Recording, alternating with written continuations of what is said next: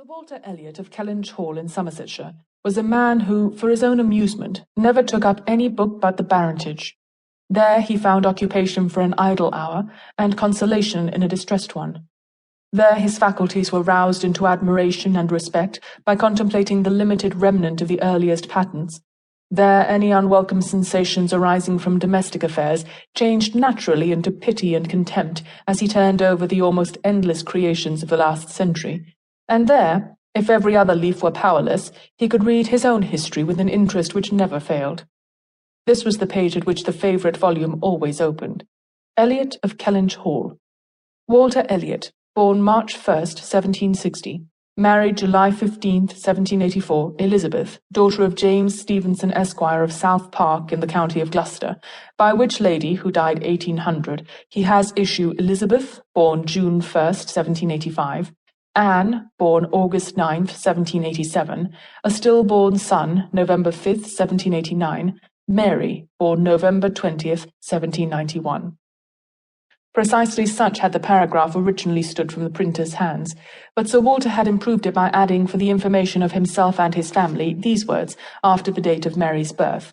Married December 16, 1810, Charles, son and heir of Charles Musgrove, Esquire of Uppercross, in the county of Somerset, and by inserting most accurately the day of the month on which he had lost his wife.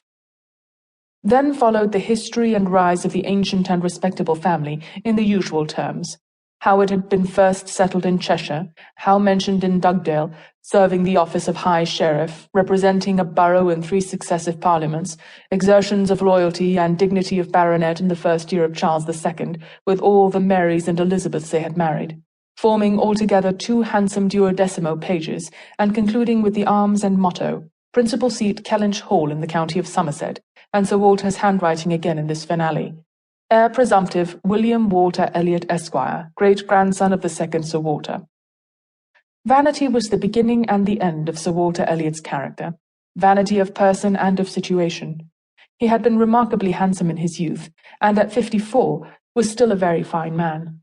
Few women could think more of their personal appearance than he did, nor could the valet of any new-made lord be more delighted with the place he held in society. He considered the blessing of beauty as inferior only to the blessing of a baronetcy, and the Sir Walter Elliot, who united these gifts, was the constant object of his warmest respect and devotion. His good looks and his rank had one fair claim on his attachment, since to them he must devote a wife of very superior character to anything deserved by his own. Lady Elliot had been an excellent woman, sensible and amiable, whose judgment and conduct, if they might be pardoned the youthful infatuation which made her Lady Elliot, had never required indulgence afterwards. She had humoured, or softened, or concealed his failings, and promoted his real respectability for 17 years, and though not the very happiest being in the world herself, had found enough in her duties, her friends, and her children to attach her to life and make it no matter of indifference to her when she was called on to quit them. 3 girls, the 2 eldest 16 and 14, was an awful legacy for a mother to bequeath, an awful charge, rather, to confide to the authority and guidance of a conceited, silly father. She had, however, one very intimate friend, a sensible, deserving woman who had been brought by strong attachment to herself to settle close by her in the village of Kellynch, and on her kindness and advice Lady Elliot mainly relied for the best help and maintenance of the good principles and instruction which she had been anxiously giving her daughters. This friend and Sir Walter did not marry, whatever might have been anticipated on that head by their acquaintance. 13 years had passed away since Lady Elliot's death, and they were still near neighbours and intimate friends, and one remained a widower, the other a widow. That Lady Russell, of steady age and character, and extremely well provided for, should have no thought of a second marriage, needs no apology to the public, which is rather apt to be unreasonably discontented when a woman does marry again than when she does not. But Sir Walter's continuing singleness requires explanation. Be it known, then, that Sir Walter, like a good father, having met with 1 or 2 private disappointments in very unreasonable applications, prided himself on remaining single for his dear daughter's sake.